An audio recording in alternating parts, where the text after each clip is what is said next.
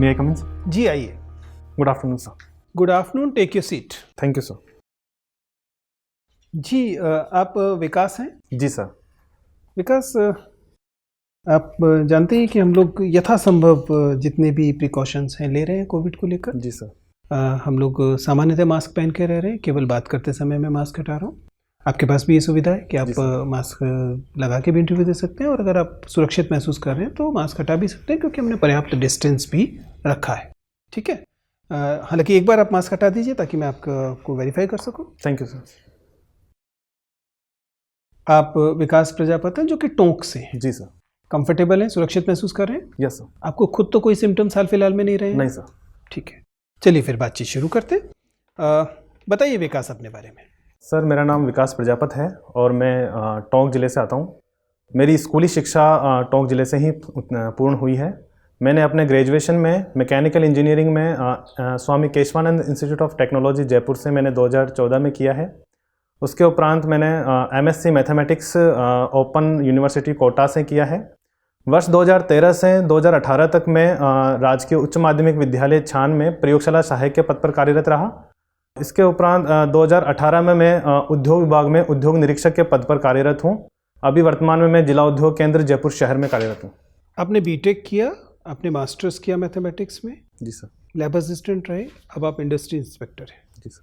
क्या आपके अनुभवों का ये जो वैविध्य है, मैकेनिकल इंजीनियरिंग, मैथमेटिक्स, स्कूल में लैब असिस्टेंट, अब इंडस्ट्री, आपको क्या लगता है कि ये वैविध्य आपकी प्रशासनिक सेवाओं में कैसे काम आएगा? जी सर, जिस प्रकार मैंने मैकेनिकल इंजीनियरिंग में ग्रेजुएशन किया तो वहाँ पर जो इंजीनियरिंग के दौरान एनालिटिकल अप्रोच, किसी भी प्रॉब्लम के सॉल्यूशन में इनोवेटिव जो सॉल्यूशंस हैं, इसके अतिरिक्त जो प्रोजेक्ट्स वगैरह हम करते थे, उनमें जो प्रोजेक्ट मैनेजमेंट टेक्निक्स थी उनका प्रयोग प्रशासन में बेहतर तरीके से कर पाऊँगा। इसके अतिरिक्त प्रशासन में हमेशा से ही एक टेक्निकली साउंड जो एडमिनिस्ट्रेटर्स हैं उनकी आवश्यकता रहती है। मैं उसकी अपनी क्षमताओं और योग्यताओं का प्रयोग प्रशासन में कर पाऊँगा। चूँकि मैंने मैथमेटिक्स में एमएससी प्रयोगशाला सहायक के पद पर रहते हुए पत्राचार के माध्यम से की थी, वह उस समय की परिस्थितियों के अनुसार मैं चूँकि प्रयोगशाला सहायक था और मेरे पास लीव्स नहीं थी, इसलिए मैंने मैथमेटिक्स को चुना। मेरी रुचि भी मैथमेटिक्स में उस समय विषय में रही थी, और मैथमेटिक्स का प्रयोग भी सर में जो स्टैटिकल डाटा है और डाटा एनालिसिस है, और इसके अतिरिक्त जो इकोनॉमिक्स वाले जो सेक्टर्स हैं वहाँ पर मैं मैथमेटिक्स का बेहतर प्रयोग कर पाऊँगा। विकास, आपने एक जिस कॉलेज से ये ग्रेजुएशन की है, जी सर, क्या नाम है इसका? जी सर, इसका नाम Swami Keshwanand institute of technology management and Gramotthan है। कौन है केशवानंद? जी सर, स्वामी केशवानंद जी को राजस्थान में शिक्षा संत के नाम से जाना जाता है। ये सीकर के निवासी थे और इन्होंने शिक्षा के क्षेत्र में काफ़ी उत्कृष्ट कार्य किए। इन्होंने करीब 300 के करीब संख्या में विद्यालय और हॉस्टल्स इन्होंने, और जो पुस्तकालय हैं वो उन्होंने संचालित किए। हनुमानगढ़ में सांगरिया में इन्होंने ग्रामोत्थान विद्यापीठ की स्थापना की थी। उसके बाद से ही सर ये शिक्षा संत के रूप में यहाँ पर जाने जाते हैं, लोकप्रिय। न्याय की दुनिया में केशवानंद मामला बड़ा चर्चा में रहता है। जी सर। क्या है वो मामला?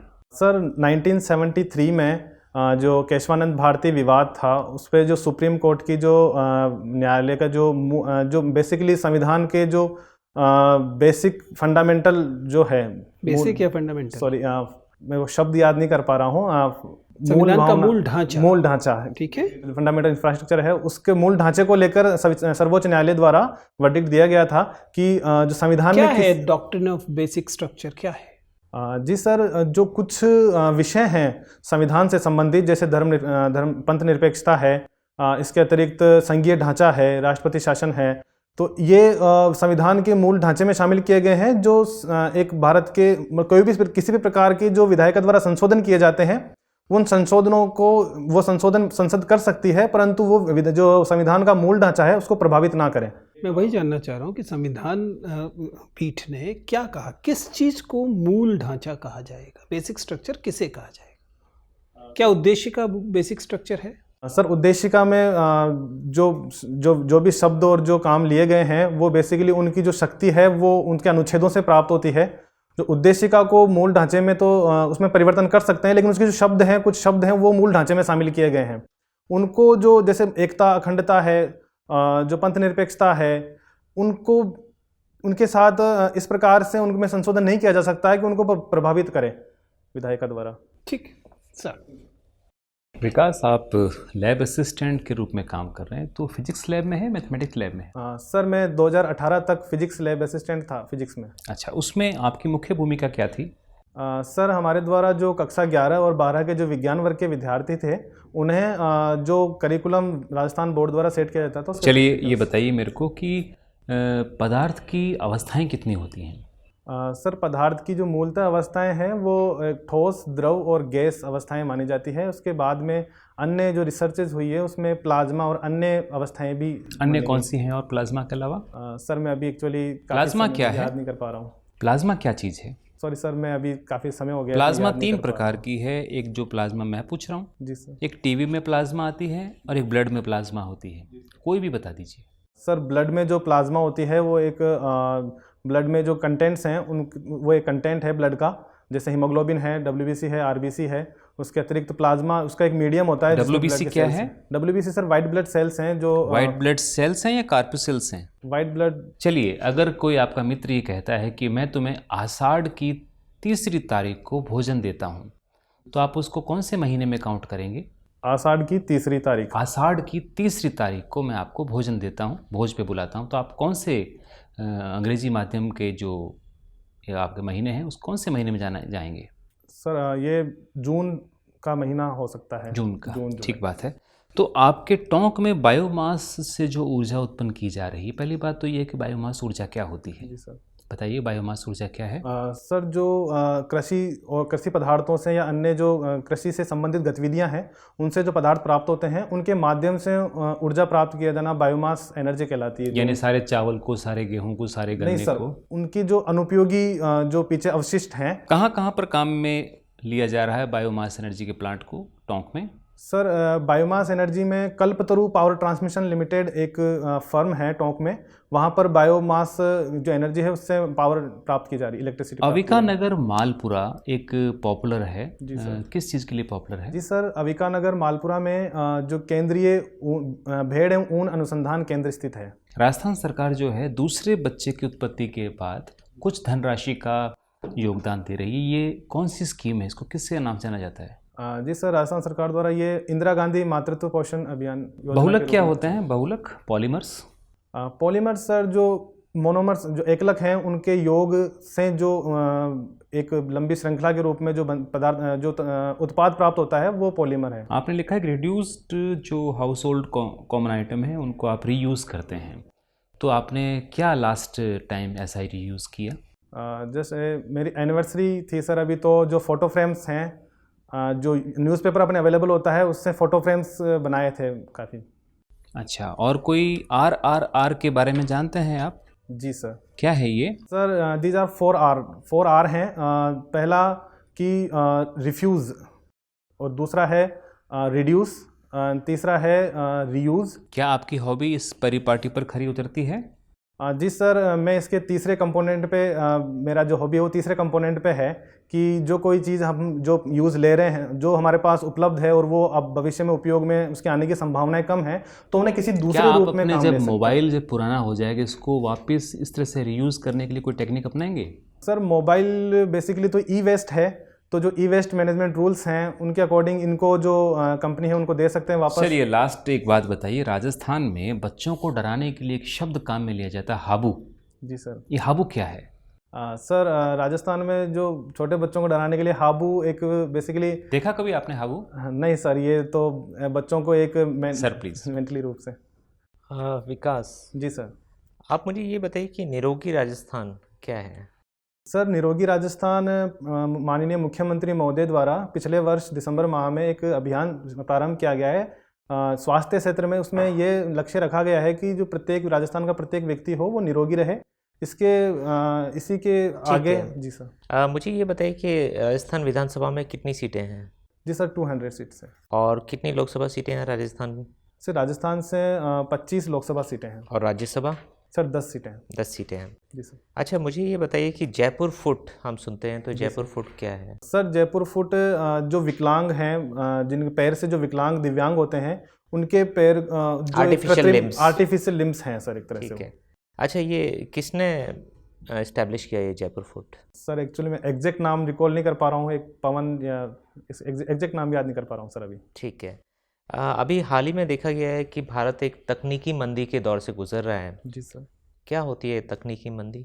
सर जो टेक्निकल रिसेशन जो शब्द आया है वो उसमें कोई भी अर्थव्यवस्था यदि 2 तिमाही में नेगेटिव ग्रोथ रेट अगर वो उससे मिलती है, हाँ, होती है, तो वो उसे टेक्निकल रिसेशन में माना जाता है। तो भारत की आप बता सकते हैं पिछले 2 तिमाही में कितनी कितनी नेगेटिव ग्रोथ रेट रही है जीडीपी की? जो पिछली तिमाही है इस तिमाही से उसमें 23.9% नेगेटिव ग्रोथ थी, और अभी जो तिमाही के आंकड़े जारी हुए हैं उसमें -7.5 ग्रोथ रेट थी। तो हमें खुश होना चाहिए या दुखी होना चाहिए? एक्चुअली जो ये नेगेटिव ग्रोथ रेट है आरबीआई के अनुसार, और जो देखा जा रहा है कि असाधारण परिस्थितियों के जो कोविड के कारण उत्पन्न हुई है उनके कारण है, और अब ये वापस रिकवर हो रही है, तो एक अच्छा विषय है। भारत को हाल ही में यूएन सिक्योरिटी काउंसिल में नॉन परमानेंट मेंबर में इलेक्शन हो गया है भारत का 2 साल के टर्म के लिए। जी सर। तो ये इलेक्शन तब हो पाया है जब भारत के एक मित्र देश ने अपनी दावेदारी वापस ले ली। ठीक है, उस देश का नाम बता सकते हैं? सर एग्जैक्ट तो याद नहीं है, गेस कर सकता हूँ, शायद ब्राज़ील या क्या ऐसा हो सकता है कि ब्राज़ील अपनी सीट यूएन सिक्योरिटी काउंसिल के इलेक्शन में भारत को दे दे? सॉरी सर, मेरे को इसमें ज़्यादा मेरे को भी जानकारी क्योंकि नहीं भारत है का सर जो चुनाव हुआ है वो एशिया पैसिफिक ग्रुप से हुआ है। जी सर। अच्छा, मेरा आखिरी सवाल आपसे ये है कि फ़र्ज़ करते हैं कि आपके पास एक विकल्प है, आपको अपने सहायक के पद पे एक व्यक्ति को अपॉइंट करना है। जी सर। ठीक है, और आपका जो काम है वो ऐसा है, उसमें आवर्स का कोई सीमा नहीं है, आपको रात रात भर भी काम करना पड़ता है, फटाफट ट्रैवल के लिए निकल जाना पड़ता है दौरे पर। तो ऐसे में उस पोस्ट के लिए 2 आवेदन करता है, एक महिला और एक पुरुष। सबकी क्वालिफ़िकेशन, एक्सपीरियंस सब बराबर है, दोनों लोग एकदम इक्वली क्वालिफाइड हैं, इक्वली एक्सपीरियंस्ड हैं, सारी परिस्थितियाँ भी दोनों की कुल मिलाकर एक जैसी हैं। तो आप किसको अपॉइंट करेंगे? सर मैं उनकी जो दोनों कैंडिडेट्स हैं उनकी जो बैकग्राउंड है, परिस्थितियां हैं, उनके अनुसार उनको एक बार उनको जानने की कोशिश करूंगा। बराबर है।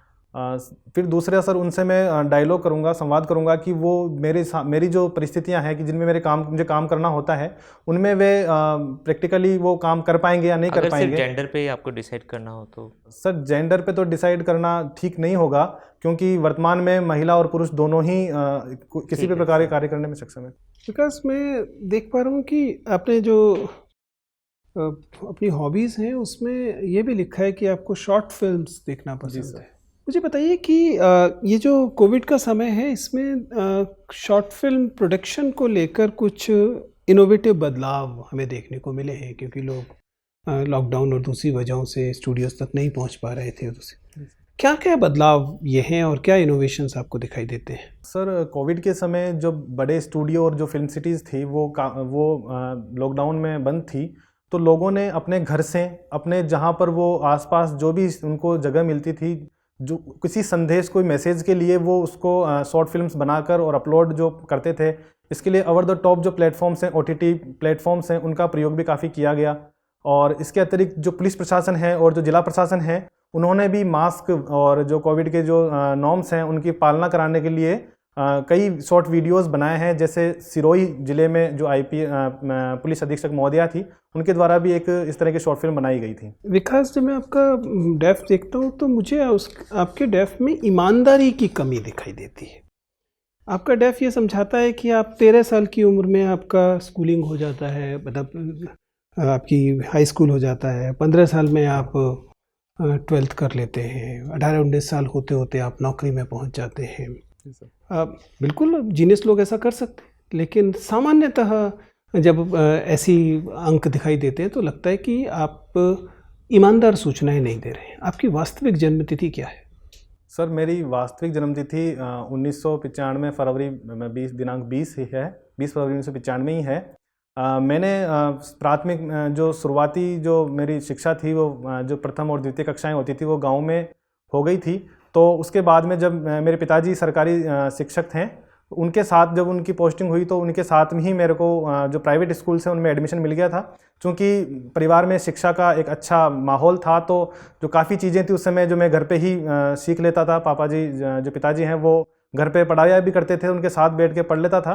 तो जो उस समय जो मेरे 3rd और 4th क्लास के जो नॉर्म्स थे उनके अकॉर्डिंग मैं सीधा जो फर्स्ट और सेकंड क्लास स्कूल में करने के बाद गवर्नमेंट स्कूल में सीधा थर्ड एंड फोर्थ क्लास में मैं प्राइवेट में एडमिशन ले लिया। उससे क्या फ़र्क पड़ा? फर्स्ट और सेकंड आपने गवर्नमेंट में किया, थर्ड आपने पब्लिक में किया, इससे तो समय नहीं बचा। सर फिर आप ये 2 साल कहाँ से लाए अतिरिक्त? सर ऐसा नहीं है, वहाँ जो जैसे अभी वर्तमान में जो उस समय जो प्राइवेट स्कूल्स का जो था कि पहले LKG पढ़ना था फिर UKG पढ़ना, तो उसमें करीब 2 या 3 वर्ष जो हैं वो आपने 10 साल की शिक्षा 8 साल में कैसे पूरी की, मेरा सीधा सवाल है, और आप उसे बिना मतलब घुमा रहे हैं। जो फोर्थ क्लास वो मैंने नहीं पढ़ी, फोर्थ क्लास में सीधे फिफ्थ क्लास में जंप किया है, थर्ड क्लास से सीधे जो मेरे इसी बेईमानी की बात मैं कर रहा हूँ। आपके पिता शिक्षक हैं इसलिए वो प्रभाव डालकर आपको आगे क्लासों में ले गए। ये जो गैर ईमानदारी है ये आपके प्रशासनिक चीज़ों को कैसे प्रभावित करेगी? सर मैं पहले इसमें ये कहना चाहूँगा कि इसमें जो मेरी उस समय की जो क्षमता और योग्यताओं थी उनके परीक्षण के आधार पर ही मुझे, कई लोग बहुत दक्ष होते हैं, बहुत अच्छे से काम करते हैं, इसके लिए वो अच्छी सी रिश्वत ले लेते हैं, तो आपकी क्षमताएं आपको बेईमान होने का हक तो नहीं देती है। नहीं सर, मेरी क्षमता और योग्यताओं का सर मैं उपयोग प्रशासन में बेहतरी के लिए करूँगा सर। और जो मैं कुछ कम समय में जैसे उस मेरी उम्र के आधार पर उस समय मैंने जो कक्षाएं उत्तीर्ण की है, तो वो वैसी ही क्षमता योग्यताओं का जो प्रतिदर्श है मैं अपने प्रशासन में भी देने की कोशिश करूंगा। और इसके लिए काफ़ी समय बाद जैसे हम देखते हैं खेलों जो खिलाड़ी होते हैं या पुलिस विभाग में आउट ऑफ टर्म प्रमोशंस भी मिलते हैं, तो हम अगर अपनी जो कार्य प्रणाली है और जो अपना प्रशासन का जो क्षेत्र है उसमें अगर बेहतर प्रदर्शन करते हैं तो हमें उसमें फ़ायदा भी, सरकारी सेवा में फ़ायदा मिलता है। तो वैसे ही मुझे स्कूली शिक्षा में भी फ़ायदा मिला सर। मुझे आपसे बात करके अच्छा लगा। आपका इंटरव्यू समाप्त होता है, आप जा सकते। Thank you sir. जी आइए बैठिए विकास। Thank you. आप 2013 से कैसे नौकरी कर रहे हैं अगर 2014 में आपकी बीटेक हुई है तो? हाँ सर, एक्चुअली मैंने कंपटीशन एग्जाम की मैं उस समय से तैयारी कर रहा था। वो तो ठीक है, ग्रेजुएशन लेकिन के समय से ही तो बीटेक आपने कैसे की? कॉलेज ने आपको सर विदाउट पेमेंट लीव पे रहा और मैंने जो परमिशन ली थी डिपार्टमेंट से, एजुकेशन डिपार्टमेंट से। मतलब आपने पहले ज्वाइन किया होगा तभी तो लीव जी मिलेगी? सर, हाँ पहले मैंने ज्वाइन किया, उसके बाद में मेरा ग्रेजुएशन कंप्लीट करने के लिए। और कॉलेज ने आपको परमिशन दे दी ज्वाइन करने की? जी सर, कॉलेज से सर मैंने जो मेरी परमिशन पोस्टिंग नहीं हुई ली? थी। कोई बात नहीं, हाँ सेफ अपने आप को डिफेंड कर लेंगे ना वहाँ? हाँ सर। पक्का? जी सर। क्योंकि बोर्ड मेंबर्स में कई बार ब्यूरोक्रेट लोग होते हैं, और जो ब्यूरोक्रेट होते हैं वो उनकी आंखें इन वाली चीज़ों पर थोड़ा ज़्यादा अटकती है। ठीक है, बहुत देर तक अड़िएगा मत। ठीक है, अगर कभी ऐसी नौबत आती है, नहीं आता तो फाइन, लेकिन अगर इस नौबत आती है तो बहुत देर नहीं अड़ना है, तुरंत थोड़ी देर के बाद रिलैक्स पीछे हो जाना है। ठीक है, कहीं ऐसा ना लगे कि मतलब कॉन्फ्रंटेशन वाले मोड में। ठीक है ना, आप सीधा सर मेरे पास ये जानकारी नहीं थी, मुझे अवसर मिला और इसलिए मैंने ले लिया। मैंने अपनी तरफ से सारी तमाम कानूनी तरीके से ही लिया था, परमिशन ले ली। 1-2 फैक्टर रख सकते हैं सर, जैसे भाई विदाउट पे लीव हाँ, लेके किया है, मेंशन कर दिए, ज़्यादा देर मत अड़िएगा। ठीक है ना, क्योंकि इससे 2 नुकसान होंगे। एक तो आपका इंटरव्यू का वैल्यूएबल टाइम जाएगा, ठीक है सर, और दूसरा आपके बारे में राय बनाने में बोर्ड मेंबर्स को वो हो जाएगा। अगर इग्नोर होकर निकल जाए तो बेस्ट है। ठीक है, अपनी तरफ से ध्यान आकर्षित मत कीजिएगा किसी भी इस तरह की चीज़ों पर। ठीक है, हाँ आप बताइए, आप इस वाले हिस्से को छोड़ देते हैं। इंटरव्यू के साथ आपकी जानकारी के हिसाब से इंटरव्यू कैसा गया है? कहाँ लग रहा है कि ठीक है और कहाँ अभी आपको थोड़ा सा सुधार चाहिए? हाँ सर, जो मैंने पहले जो मॉक दिए थे उनमें मेरे इंडस्ट्रीज डिपार्टमेंट पे बेसिकली फोकस रहता था। पहला मॉक है जिसमें इंडस्ट्रीज को छोड़कर जो अन्य मेरे फैक्टर्स थे मेरे एजुकेशन से जुड़े हुए, और जिन क्वेश्चंस पे मैं सोचता था कि इन पे प्रश्न बन सकते हैं, हालांकि वो कभी पूछे नहीं गए, लेकिन वो आज मेरे सामने आए, तो मैं उनको दोनों सब तरह के मिला के आपका पूरा एरिया कवर। बिल्कुल सर, फाइन, गुड। मैं ये मेंशन करने वाला था कि अपने जॉब प्रोफाइल को अच्छे से देख के जाइएगा दोनों, मतलब लैब वाले सर ने पूछ लिया, लेकिन इंडस्ट्री वाले को भी देख लीजिएगा। सर लैब असिस्टेंट वाला मैं थोड़ा सा कहना चाह रहा था कि जैसे 2 साल हो गए हैं तो थोड़ा जानकारी होने के बाद में अपन डिफेंड कर सकते हैं। मतलब ऐसा ना हो कि ऑपरेटर्स के नाम वाम भूल जाओ, हाँ नहीं, बाकी चीज़ें चल जाएंगी। ठीक है ना, देखिए विकास, आप अच्छे कैंडिडेट हैं। आपका बैकग्राउंड पढ़ा लिखा वाला लग रहा है, आपका सिटिंग पोस्चर अच्छा है, वॉइस लेवल आपका अच्छा है, आपका आई कांटेक्ट ठीक है, फ्लो सही है। नॉर्मली जो जिन्हें हम कम्युनिकेशन पैरामीटर्स कहते हैं उनमें दिक्कत नहीं है। एनालिटिकल सवाल आप ठीक ठाक तरीके से हैंडल कर रहे हैं। फैक्चुअल में भी कोई मेजर परेशानी मुझे नहीं दिखाई दे रही है। थोड़ा सा ब्रशअप कर लेंगे अपने बैकग्राउंड को, ठीक है ना, और थोड़ा सा और स्माइल के साथ चीज़ों को कहेंगे। अदरवाइज मेजर चीज़ कोई दिक्कत नहीं है, मतलब ऐसा कोई प्रॉब्लम एरिया नहीं है जिसको अलग से आइडेंटिफाई करने की ज़रूरत है। हाँ, ये ज़रूर कोशिश कीजिएगा अगर कभी ऐसे वाले हिस्से आते हैं जहाँ पर लगे कि भाई सवाल इंटेग्रिटी का आ गया, तो integrity is the most important. बाकी चीज़ें गलतियाँ कर सकते हैं, लेकिन इंटेग्रिटी वाले सवाल पर वो नहीं करना है। ठीक है, बाकी चीज़ें I am happy, I am generally very happy with the whole performance. Thank you. ये जो रीयूज रिसाइकल वाला है, इसको एनवायरनमेंट वाला हिस्सा तो है ही, लेकिन बाकी हिस्से को भी इसके साथ जोड़ के देखिएगा, इकॉनमी का सवाल और दूसरी तरह की चीज़ें, ठीक है ना। Yes sir. बाकी अच्छा है, I am sure you will do very good. Thank you sir. All the best. Thank you. ठीक। Thank you sir.